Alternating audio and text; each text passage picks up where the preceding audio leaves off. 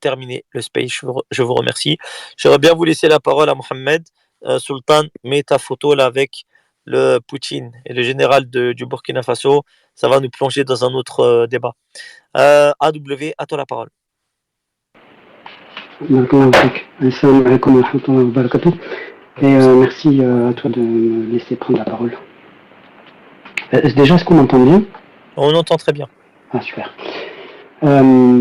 Juste une petite parenthèse sur ce qui vient d'être dit par la personne avant toi, Idriss.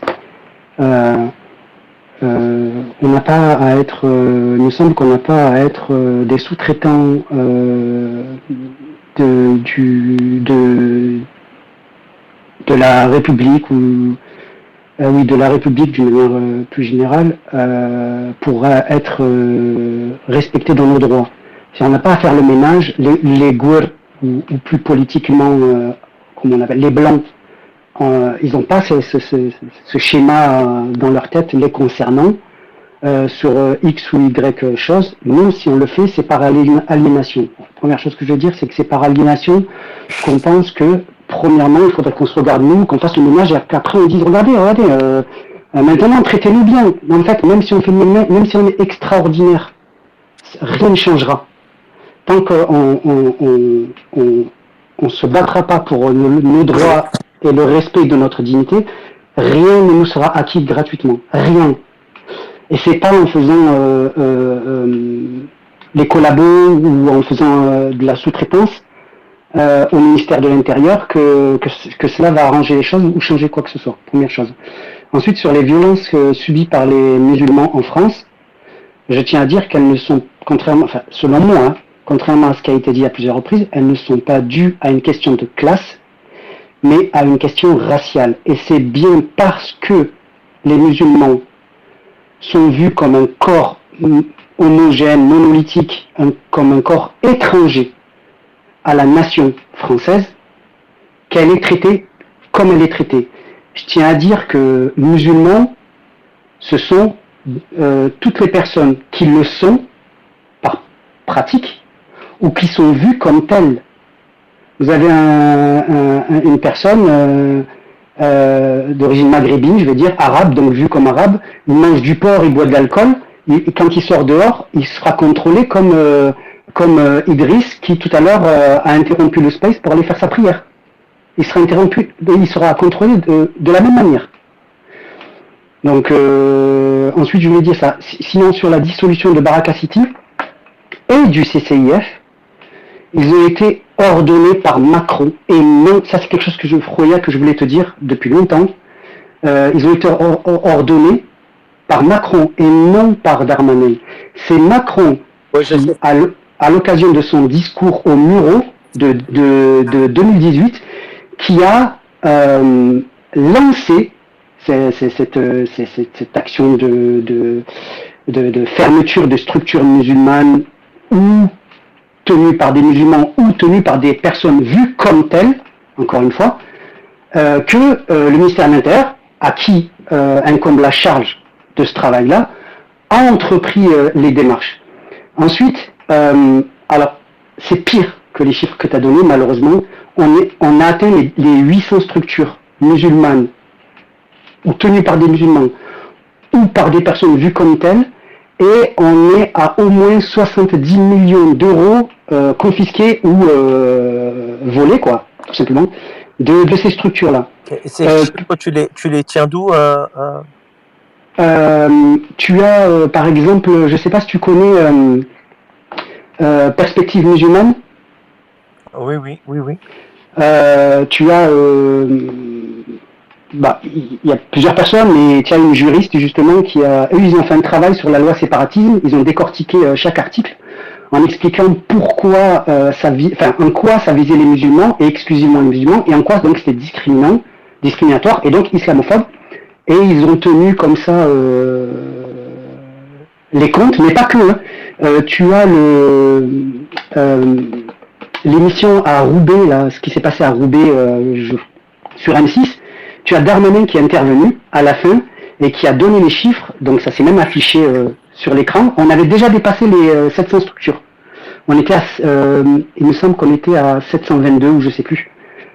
Et ça, c'était en 2021 ou 2022, début 2022. Si tu me permets, je te demanderais vraiment de juste, excuse-moi de te presser, d'accélérer un tout petit peu, parce qu'il y a SBG et Zucker. Vraiment, je vais vite en plus. Je vais essayer d'aller encore plus vite. Justement, j'ai pris des notes pour ça. Alors, petite erreur que tu as faite.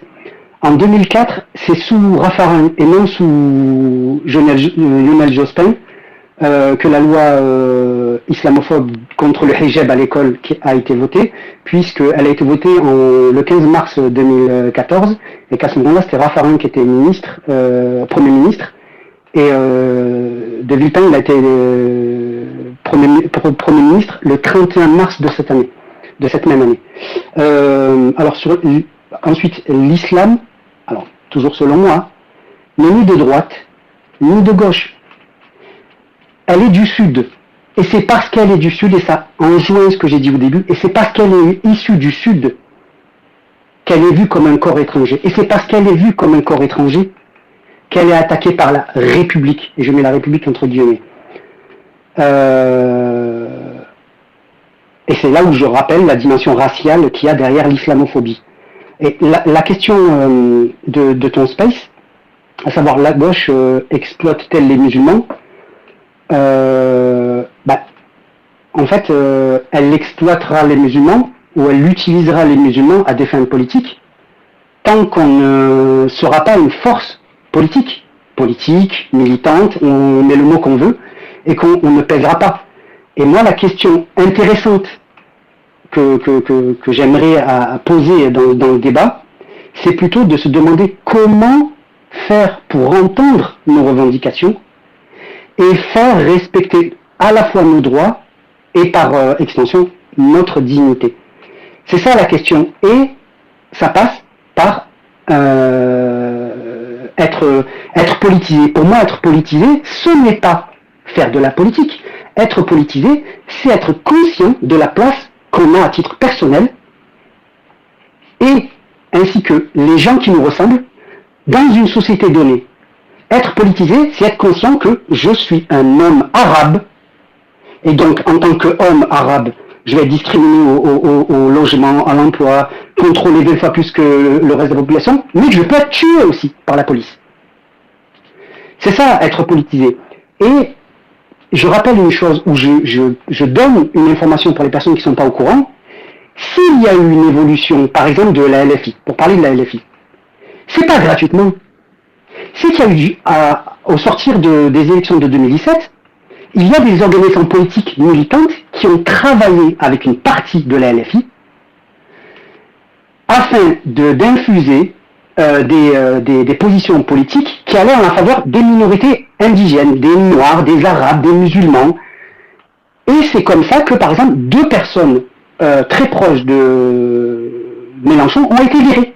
Et ces 2 personnes-là étaient ultra-islamophobes. Et c'est le clan Éric Coquerel et Obono, pas que eux, mais c'est leur groupe à eux, qui ont fait ce travail-là avec des organisations militantes issues des minorités musulmanes, noires, arabes, qui ont créé ce rapport de force-là et qui ont remporté, on va dire, ce rapport de force. Et c'est ce qui a permis qu'un Mélenchon ait arrêté de parler de l'islam comme il le faisait avant, jusqu'en 2017, et d'un bout de torchon, d'un chiffon, pardon, de dire que l'islamophobie est quelque chose dont on a le droit d'être islamophobe. Aujourd'hui, quand on lui a posé la question, la dernière fois qu'on lui a posé la question à la télé, il a dit « Est-ce qu'on a le droit d'être judophobe ?» Et ça a fait taire le journaliste. Donc, ils ne donneront rien gratuitement. Ils ne donneront rien. Tant qu'on n'arrachera pas les choses, tant qu'on ne leur fera pas comprendre que... Parce que c'est comme ça, la vie elle est comme ça. On n'est pas dans un monde de bisounours. C'est pas... nous on est des bonnes personnes.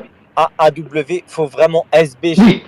Franchement... D'accord, nous on est... D'accord, je termine, Inch'Allah. Nous on est des bonnes personnes. Par exemple, quelqu'un a dit tout à l'heure, les gens qui je travaille avec des musulmans, alors c'est quelqu'un d'extrême droite qui dit les gens qui travaillent avec moi sont des musulmans qui sont très corrects, très bien.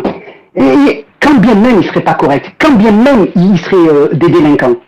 On doit les broyer comme on ne broierait jamais un gaulé, un blanc. Non. Donc en fait, le travail, c'est un rapport de force. C'est tout. Et dernière chose que je vais dire, chaque vote indigène, et on parle des musulmans alors, chaque vote, le vote de chaque musulman, il n'est pas fait, comment dire, je ne vote pas comme je l'ai envie. Dernière chose que je vais dire,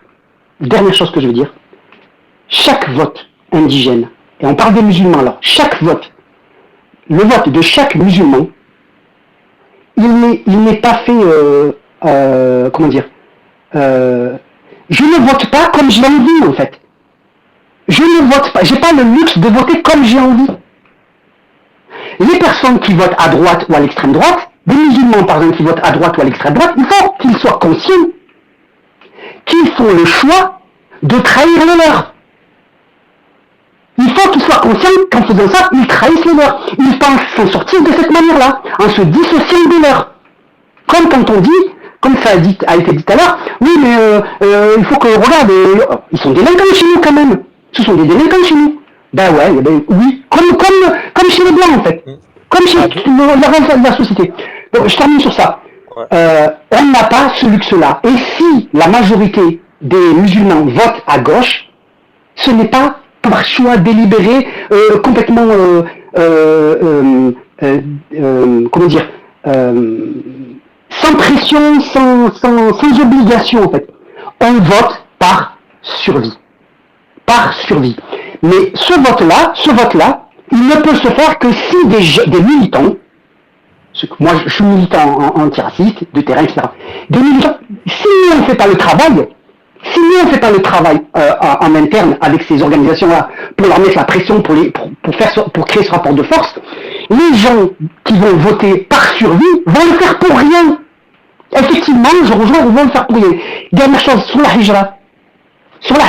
C'est peut-être le plus important ce que je veux dire là, sur la hijra.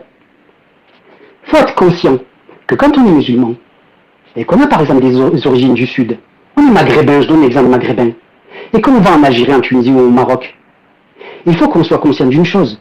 On y va pour pouvoir mieux pratiquer sa religion et s'extirper de sa condition d'indigène et donc des traitements racistes qu'on subit.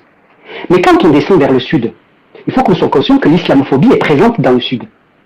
Que dans les pays maghrébins, l'islamophobie est présente. Que dans les pays arabes, en Arabie Saoudite, on enferme des savants. L'islamophobie est présente. Donc quand on descend, est-ce qu'on descend en ayant l'objectif de lutter contre cette islamophobie? Est-ce qu'on descend en se disant, parce qu'on est conscient qu'en descendant, on monte en hiérarchie, on n'est plus un indigène, on fait partie de la masse dominante. Est-ce qu'on va lutter contre les discriminations que subissent les Noirs, par exemple, les Amazirs au Maghreb, ou les étrangers en situation irrégulière ou qui sont venus pour le travail dans les pays arabes? Si on descend et qu'on a cet objectif-là, moi je dis, la hijra pour moi, qu'Allah me pardonne si je me trompe, la hijra pour moi elle est très bien. Mais si on descend pour s'extirper de sa condition et fermer les yeux sur tout ce qui se passe autour, pour moi, il y a un problème. AW, je te remercie de ton intervention. Je vais laisser maintenant la parole à SBG et l'autre personne est partie. Donc SBG, ça sera le dernier intervenant et je termine ce space.